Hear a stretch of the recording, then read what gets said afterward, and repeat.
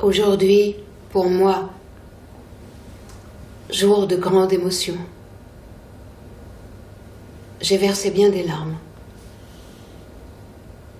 Et cependant, au fond de ces larmes, je sentais un certain bonheur que je ne saurais expliquer. Aujourd'hui donc, je venais d'arriver à la messe.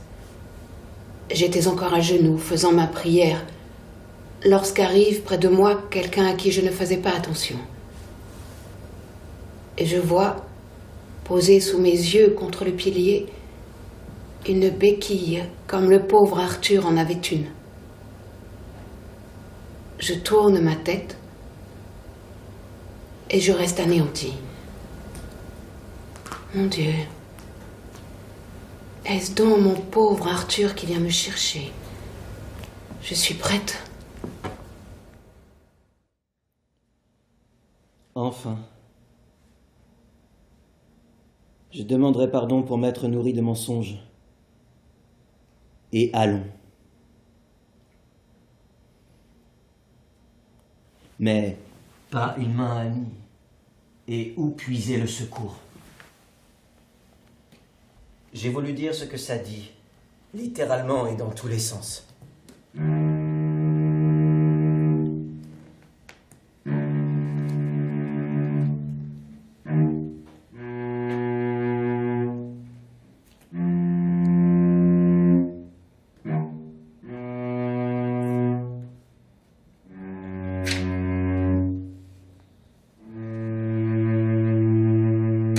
Que se passe-t-il chez vous? Préféreriez-vous que je rentre? Comment vont les petites affaires? Vous avez peut-être eu besoin de savoir où j'étais, mais jusqu'ici, j'ai réellement été dans l'impossibilité de vous faire parvenir de mes nouvelles. Je suis aussi bien qu'on peut l'être ici. Aden est un roc affreux, sans un seul brin d'herbe ni une goutte d'eau bonne. On boit de l'eau de mer distillée. La chaleur y est excessive, surtout en juin et septembre, qui sont les deux canicules. Je suis comme prisonnier ici. Si l'on ne me donne pas 200 francs par mois, en dehors de tous mes frais, je m'en irai. J'aime mieux partir que de me faire exploiter. La vie est comme cela. Et la solitude est une mauvaise chose ici-bas. Pour moi, je regrette de ne pas être marié et avoir une famille. Mais à présent, je suis condamné à errer, attaché à une entreprise lointaine et tous les jours, je perds le goût pour le climat et les manières de vivre et même la langue de l'Europe. Hélas, à quoi servent ces allées et venues et ces fatigues et ces aventures chez des races étranges, et ces langues dont on se remplit la mémoire, et ces peines sans nom, si je ne dois pas un jour, après quelques années, pouvoir me reposer dans un endroit qui me plaise à peu près, et avoir une famille, et avoir au moins un fils que je passe le reste de ma vie à élever à mon idée, à orner et à armer de l'instruction la plus complète qu'on puisse atteindre à cette époque, et que je vois devenir un ingénieur renommé, un homme puissant et riche par la science.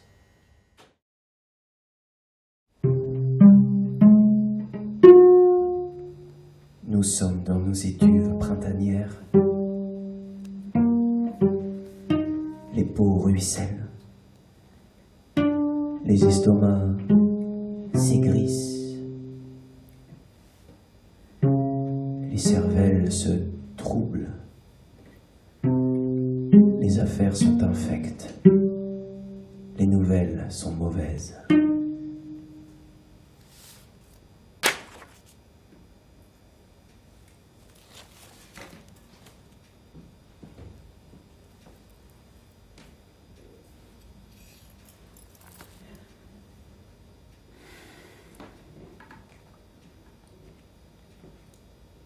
Arthur,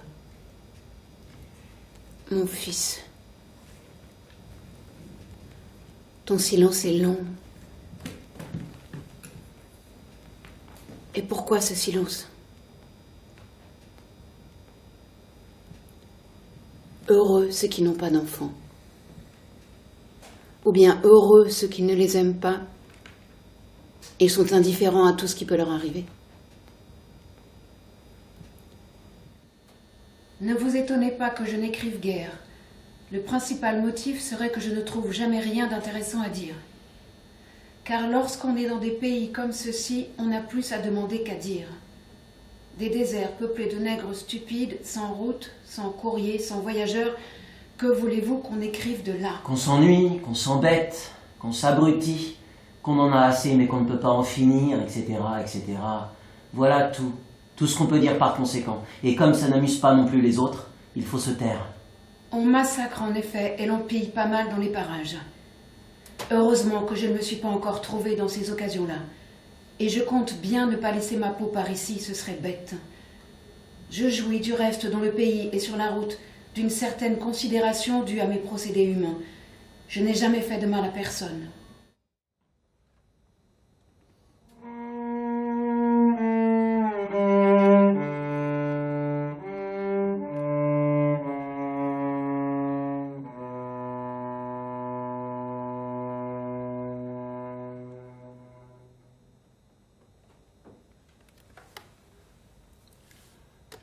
On dit que Vitalie Rimbaud, née Cuif, fille de la campagne et femme mauvaise, souffrante et mauvaise, donna le jour à Arthur Rimbaud.